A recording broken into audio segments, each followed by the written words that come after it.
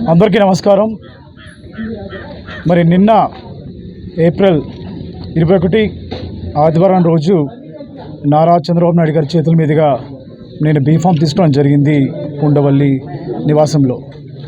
మరి నేను చాలా అదృష్టంగా భావిస్తున్నాను, చాలా సంతోషిస్తున్నాను. ఎటువంటి రాజకీయమైన బ్యాక్గ్రౌండ్ లేని ఫ్యామిలీ నాది. అలాంటిది చింతలపూడికి తెలుగుదేశం, జనసేన, బీజేపీ ఉమ్మడి ఎమ్మెల్యే అభ్యర్థిగా ఫస్ట్ లిస్ట్లో అనౌన్స్ చేసిన తర్వాత మరి నిన్న బీఫామ్ తీసుకోవడం జరిగింది.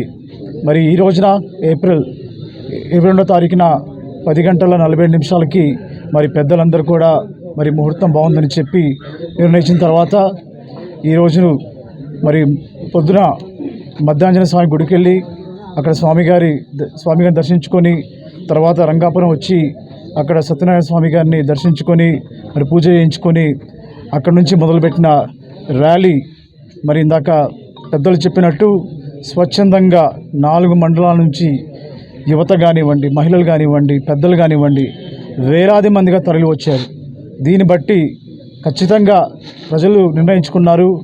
మరి నారా చంద్రబాబు నాయుడు గారు, పవన్ కళ్యాణ్ గారు, అలాగే మోడీ గారి నాయకత్వాన్ని బలపరిచి మరి సైకిల్ గుర్తు మీద ఓటేసి నారా చంద్రబాబు నాయుడు గారిని ఆంధ్రప్రదేశ్కి ముఖ్యమంత్రిగా చేయాలని చెప్పి క్లియర్గా అర్థమవుతా ఉంది.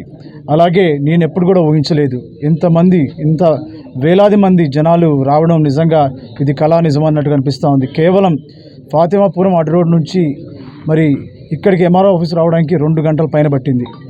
మరి అలాగే ఇక్కడికి వచ్చి నామినేషన్ ప్రాసెస్ అంతా కూడా రిటర్నింగ్ ఆఫీసర్కి ఇవ్వడం జరిగింది. అంతా కూడా చాలా స్మూత్గా జరిగింది. మరి ఈ విషయంలో నాకు సహకరించిన తెలుగుదేశం, జనసేన, బీజేపీ పెద్దలకు, మరి పార్టీ నాయకులకు, కార్యకర్తలకు, అభిమానులకు, మీడియా మిత్రులకి అందరికి కూడా నాకు ధన్యవాదాలు తెలియజేస్తున్నాను. అలాగే రాబోయే రోజుల్లో మరి సైకిల్ గుర్తు మీద ఓటేసి నన్ను ఎమ్మెల్యే అభ్యర్థిగా చింతలపూడికి, అలాగే పుట్ట మహేష్ యాదవ్ గారిని మరి ఎంపీ అభ్యర్థిగా గెలిపించుకోవాలని, అలాగే ఈ మా యుద్ధంలో ఎంఆర్పిఎస్ కూడా ముందుకొచ్చి వారు మరి సపోర్ట్ ఇచ్చారు. అందరికి కూడా పేరు పైన ధన్యవాదాలు తెలియజేస్తూ సెలవు తీసుకున్నాను. జై తెలుగుదేశం, జై జనసేన, జై బీజేపీ.